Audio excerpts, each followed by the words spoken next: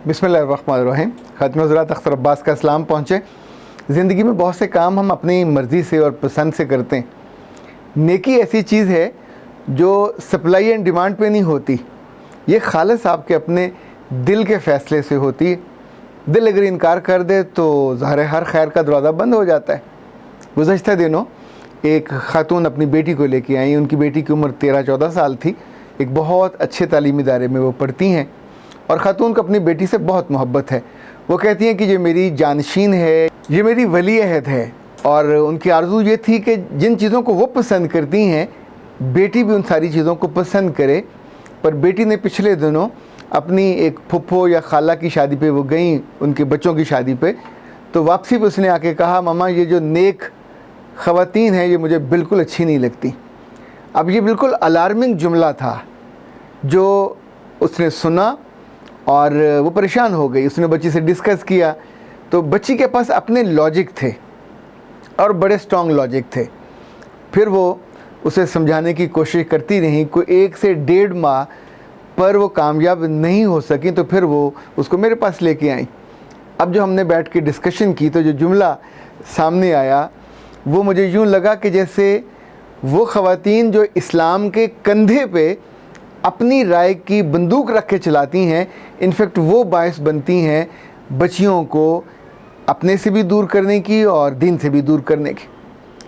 ये जो दीन है आपका नहीं है, रब का है, उसकी मर्ज़ी का, उसके मंशा का। पर जब भी हम अपनी मर्ज़ी और अपनी मंशा को उसकी मंशा बना के पेश करते हैं तो ज़ाहिर है अगले बंदे को, वो बच्चा हो या बड़ा हो, दोनों को उस पर गुस्सा आता है। लाइक उस बच्ची ने बताया कि हम जिस शादी पे गए वो उनकी खाला जो फुफ्फो जो थी, उनकी बेटी की शादी थी, वहाँ जो हम करना चाहें वो हमको रोक दें। ये इस्लाम नहीं है, ये हिंदुओं की रस्म है, ये फ़लाँ की है, ये फ़लाँ की है। बिलाखिर उन्होंने वो जो 2-3 दिन वहाँ रहे, ज़िंदगी उनकी अजीरन करके रखी। लेकिन इशू यहाँ ख़त्म नहीं हुआ। उन्होंने कहा पहले हमने मेहंदी का कहा कि मेहंदी कर लेते हैं, कहा ये तो गैर इस्लामी है, हिंदुओं की रस्म है। और उसके ठीक आधे घंटे के बाद अपनी बेटी को मेहंदी लगाने के लिए भेज दिया और जहाँ मेहंदी लगी 2000 रुपये की वो मेहंदी लगा के आई। अच्छा, उस वक्त ना वो गैर इस्लामी थी ना हिंदुओं वाली थी। Then she came back. जब भी ये टीवी देखने की कोशिश करती तो वो कहती कि ये गैर इस्लामी है, टीवी क्यों देख रहे हो, हमारे घर में तो कोई नहीं देखता और बिल्कुल नहीं देखना चाहिए, सारे गैर महरम होते हैं और गैर महरम को देखने से तो वज़ू भी टूट जाता है। जब वो वहाँ से गई और उनकी बच्ची से गपशप हुई जिसकी शादी थी, तो उसने सारे अदाकारों को भी जानती थी, सारे गानों को भी जानती थी। वो बता रही थी कि घर में हम रात को, मैं तो ये मूवी भी मैंने देखी हैं और मैंने ये भी देखी हैं, हॉलीवुड की भी देखी हैं और बॉलीवुड की भी देखी। आप अंदाज़ा फरमाइए कि 13 साल की बच्ची जिस बात से अफेंड हुई वो एक तो दिखावा था, दूसरा वो सारी चीज़ें जो आपको पसंद हैं आप इस्लाम के नाम पे अगले पे उसके सर पे एक टोपी पहनाने की कोशिश करती हैं। तो ज़ाहिर है बच्चा नहीं पहनेगा, बच्चा वो नहीं ख़रीदेगा जो आप बेच रहे हो, जो कि आप वो नहीं कर रहे जो आप बेचने की कोशिश कर रहे हो। ख़ातिन हज़रात, मुझसे बहुत दफ़ा लोग पूछते हैं कि तुम्हारे अपने घर वालों से ताल्लुकात कैसे हैं, अपने बच्चों से, अपनी अहलिया से। तो मैं आपको दिलचस्प बात बताऊं, अगर ज़िंदगी में आपकी ताल्लुकात में मिठास ना हो, इनमें सच्चाई ना हो, आप दूसरों को लाइफ कोचिंग नहीं सिखा सकते। कल रात 14 अगस्त की रात थी, तो हमारे एक दोस्त हैं, वकास जाफरी उनका नाम है और मुझे बहुत अच्छे लगते हैं, बहुत सालों से हमारी उनसे ताल्लुक़ है। दार-ए-अरकम जो स्कूल्स हैं इनके वो सरबराह हैं, एग्जीक्यूटिव डायरेक्टर हैं इनके, और इस पूरे बेबी को उन्होंने डिज़ाइन किया, चलाया, इस मुकाम तक पहुँचाया। 14 अगस्त की सुबह उनके जो छोटे भाई हैं उनको गवर्नमेंट ऑफ पाकिस्तान ने प्राइड ऑफ परफॉर्मेंस देने का ऐलान किया। तो मैंने शाम को जब रिकॉर्डिंग से हम फारग हो गए तो अपनी अहलिया से कहा कि मैं वकास साहब की तरफ जा रहा हूँ और ये इतनी देर का मेरा खैर रास्ता है, आधे पौने घंटे का, तो चलो अच्छी गपशप हो जाएगी। अच्छा, that was the quality time. ये तब होता है जब आप किसी रिश्ते में मिठास हो, किसी रिश्ते में मोहब्बत हो। हमने बच्चों को साथ नहीं लिया, हमने मिठाई ली, उनके लिए फूल लिए, बुके लिया और हम उनके घर पहुँचे। घर से ज़रा पहले हमने उनको बताया कि क्या आप घर पे हैं, तो उन्होंने कहा हाँ।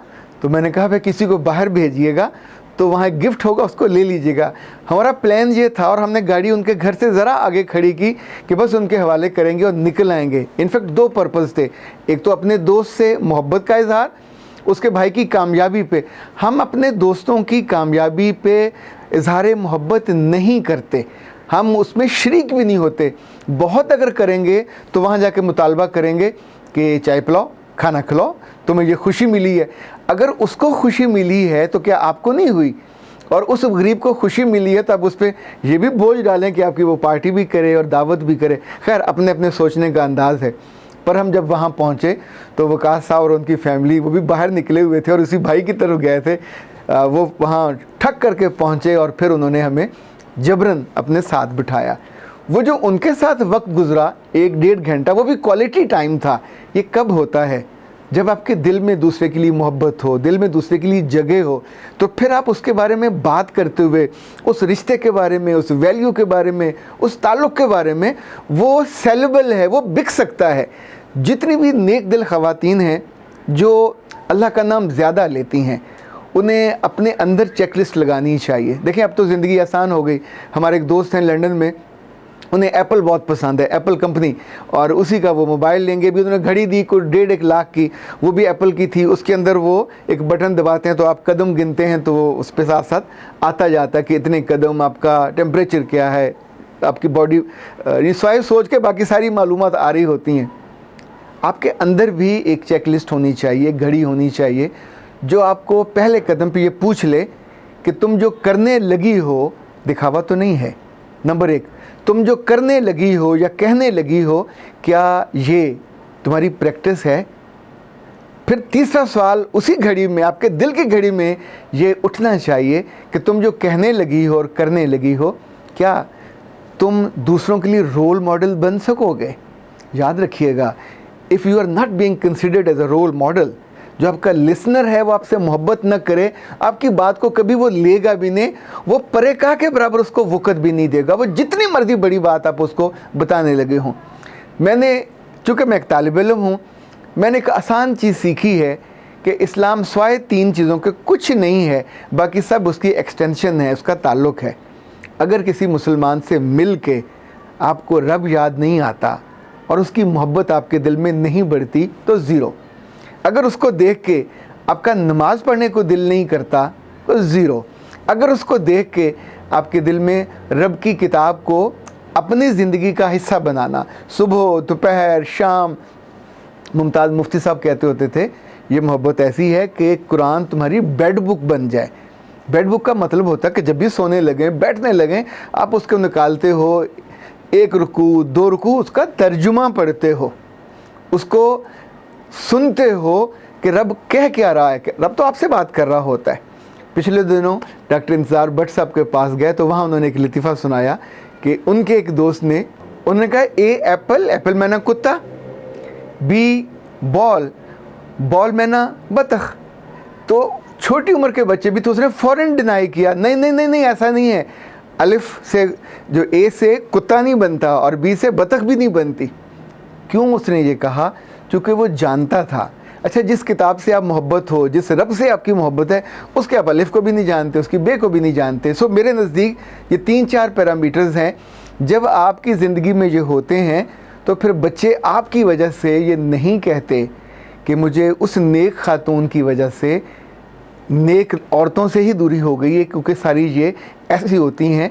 ये जितनी ख़वातीन, चूँकि ख़वातीन मर्दों से ज़्यादा नेक होती हैं, ख़वातीन का रुझान अल्लाह की तरफ हमसे ज़्यादा होता है, पर प्लीज़ इस रुझान में कांटों को मत आने दिया करें कि आपके देख के कोई अल्लाह से ही दूर हो जाए, कोई नेक लोगों से ही दूर हो जाए। ख़ातिन हज़रात, वो नेक दिल ख़वातीन जिनके पास इस्लाम का थोड़ा सा इल्म है, इनमें सख्ती ज़्यादा होती है, ये दिखावा भी ज़्यादा करती हैं और ये इस्लाम का डंडा लेके लोगों पे और अपने ही अजीज़ों कारब पे और बच्चों पे और बच्चियों पे बरसाने भी लगती हैं।